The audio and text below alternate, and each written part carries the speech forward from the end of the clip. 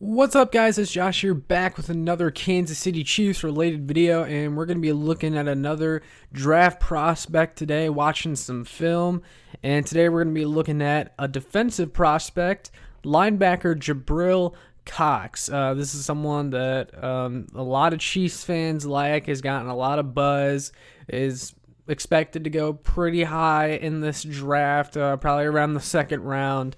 I wanted to take a look at him today because what really made me want to make a video on this is has been reported that Damian Wilson is visiting the Jaguars this week for a free agent visit, and usually players have a pretty good chance of signing a deal when they take a free agent visit. And so if we lose Damian Wilson, that for sure means we're going to have to get a linebacker to play that Sam role to replace Damian Wilson and just to get some general depth. So I started looking at linebacker prospects. I did a mock draft earlier today. I went for Dylan Moses in the third round. I wasn't able to get Cox because he was taken in the second, and I went wide receiver there. But Cox is one of my favorite linebacker prospects.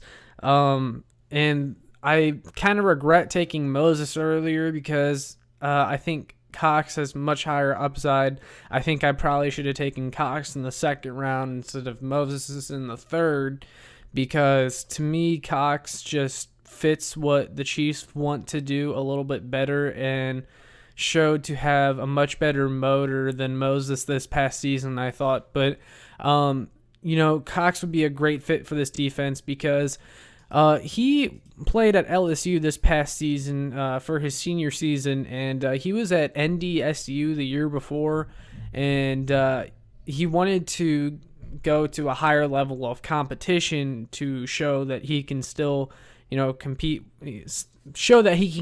with the upper echelon in college football instead of just producing at NDSU year after year, because that was a lesser league than the SEC.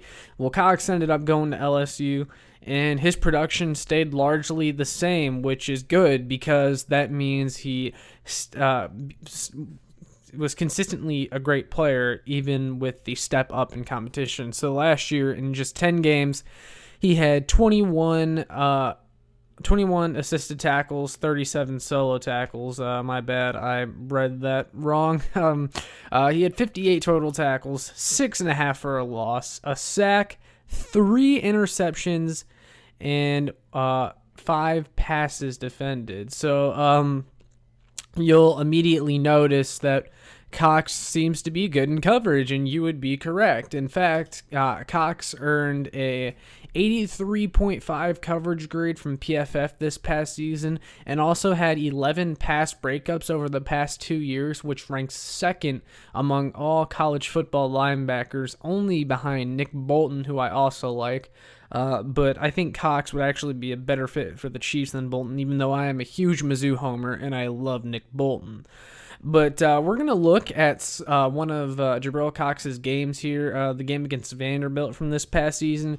We're going to kind of go over what he does well, what he doesn't do well, and I'm going to give a little bit of a breakdown and tell you a little bit more about Cox and maybe what we can expect to see this draft season and what the Chiefs do and if they may take Cox. So without further ado, we're going to get right into the film review. All right, so right here is one of Cox's first really good plays of this game. What you'll notice is he does a really good job understanding what angle he needs to attack at. He communicates well with his teammate, knows that he has him on the other side so that if he takes one side and his teammate takes the other, they can stop this play. I'll show you right here. He does a nice job. He'll just scrape on down the line. He knows exactly what's coming. Does a nice job getting away from the blocker there and making the tackle on the quarterback. That was a really, really good play. All right, so here Cox is just going to do a nice job. He's where he's supposed to be, and he just knows what he's doing. It's nothing too special. Basically, he's just going to stick with his guy in coverage here that he knows he needs to be with, that comes out of the backfield here. Just does a really nice job sticking with them, forces the quarterback to throw elsewhere, and Cox does a nice job on that play. So here's a really good play again, and this is probably the last one I'll go over from this game. But you'll see Cox is there, and he's going to have coverage responsibilities. He's going to take the flat right there, and he sticks with the guy. Nowhere to go for the quarterback, really. He really wants to go there, but all that, the LSU defense does a nice job covering everyone, but Cox stays where he is just long enough that it forces the quarterback to take off after the pass rush gets there. He has nowhere to go. Tries to get rid of it, and Cox almost gets an interception here, but he's hit as he throws. But that was a really good play too. So Cox isn't exactly known as the best blitzer or run defender. Well, actually, I'll take that back about blitzing. Cox can blitz very well, actually, if you ask him to. He, like I said, he understands angles. But he's not known as the best run defender. But however, here you'll see they use him on a blitz, and he does a very nice job. You'll see because he gets in there. The running back is here to block, but Jabril Cox gives him enough oomph right there to where he pushes him back and makes the quarterback uncomfortable and forces him to step up into a sack. Cox had a lot to do there with that sack, and that was a really nice play by him too. So, like I said, Cox isn't known as the best run defender because he still needs to add a little bit of strength and work on getting off of blocks a little bit better. But here, he does a nice job. He shows off his athleticism, and you can definitely see the potential here because, like I said, does a nice job getting off this block, has a clear pursuit to the ball carrier here, and dives in there to make the tackle at the legs to keep him from getting some more yards. So that was a really nice play there. So this is one of my favorite plays of this game here. So you'll see Cox, what he does is looks like he's going to cover this slot receiver here. He's going to stick with him when the ball is snapped, and then he's going to let him go. He knows the safety has got him deep. As you can see, the safety is going to follow him there. Drops back a little bit here to stick to the wide out and help out there. And as you can see, this puts the quarterback in an awkward spot because he's rolling out looking that way. He wants to throw there, but Cox let the safety take the other guy he was on, and then he stayed put right there and dropped back a little bit, so that guy's not really open. So it forces the quarterback basically to take off running. Cox makes the tackle, does everything perfect on that play, knows what he needs to do, and shows his discipline in coverage. So here, Cox, nothing special really happens on this play. Cox isn't involved in a pass breakup or anything, but you can see the ability here as the running back comes out of the backfield here. Cox does super well. I mean, if this is like Anthony Hitchens here, like this is going to be a wide open pass, but Cox does a nice job turning his hips and following that receiver there, and he wasn't very open, so the quarterback went somewhere else. But that was a really good play there. So this was a really nice play drawn up by Vanderbilt, but I thought Cox could have played it a little bit better. This is kind of one of his negative plays, you could say. So he's right there. He's the linebacker on the left side of the defense, and where the running play is going to go here. And you can see it's a designed run. The quarterback takes off, and Cox is right there, right next to this blocker. And you can see he's already taking a step towards the inside of this blocker here, right? And the quarterback clearly has a good angle. He's going outside, and Cox decides to go that way. Not really smart, in my opinion. I thought if he just went on down the line there and tried to meet him there at about the 5-yard line, he could have made the tackle, but instead the quarterback gets all the way down to about the 1. I think this play didn't count as a touchdown, but you could essentially almost say that Cox let up a touchdown there in a way.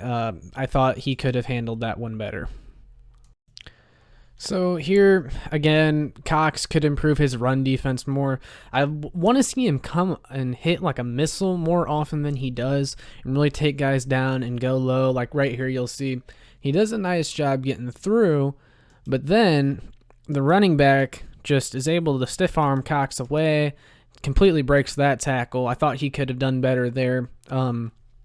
Cox is pretty athletic, but he definitely, I think, could. I wish he played with a little bit more of an edge, if I'm being honest, but I mean, you're really getting him for his coverage ability. We'll get into that again at the end of the video, but basically, the story goes, Cox could have done better there. So right here again, Cox, this is going to be a running play, and this blocker here takes on Cox, and he just can't get off of it at all. It was a good block, don't get me wrong, but it almost seemed like the Vanderbilt offensive lineman was able to just keep pushing Cox back with one arm. I think if he wants to become a better run defender, he's got to work on that. And it also seems a lot like running backs are typically able to bully him for a few extra yards anytime he's in on the tackle. So he'll definitely need to beef up a little bit more. So here's a really good play again, and this is probably the last one I'll go over from this game.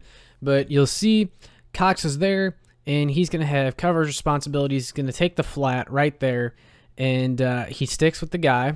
Nowhere to go for the quarterback, really. He really wants to go there, but all that, the LSU defense does a nice job covering everyone, but Cox stays where he is just long enough that it forces the quarterback to take off after the pass rush gets there. He has nowhere to go. Tries to get rid of it, and Cox almost gets an interception here, but he's hit as he throws. But that was a really good play, too. So at this point, you guys probably have a pretty good idea the type of player Cox is. Look, he's got tremendous coverage ability. I will say, though, there weren't a lot of plays in this Vanderbilt game where he was forced to turn around and run with a guy or asked to play a little bit deeper in a zone. This was a lot of short to intermediate stuff, but he still did a nice job. But the thing is what's unfortunate is Cox wasn't actually able to run at his pro day today because he had a hamstring injury, apparently. So he wasn't able to run, but I will say I don't think you'd be super impressed by his 40 time. I think he has good speed. I think he has plenty of speed. Do I think he has elite speed? No. But the reason he's so good in coverage is because of the looseness of his hips and how he's able to stick with guys, and his pure athleticism really. He really helps him out, and I think he's going to be a nice coverage guy at the next level. He's got plenty of size, too. He's about, 6'4", 240. So, yeah, that's, tremendous size right there, and he could still even add some more weight to his frame. But maybe that could hurt him, too, maybe if he adds too much weight, but I definitely think he could strengthen up a little bit more in the lower half to help with his run defense, give himself a little bit of a better anchor. The Chiefs could get Cox on day 2, to be honest. I'm not a huge fan of taking a linebacker that high, but if you want Cox, you probably got to get him in the second round if he's there. So that's kind of the outlook. I know a lot of Chiefs fans would love this guy, and I would too, honestly, especially with Damian Wilson leaving now. Cox could step right in and be a coverage guy.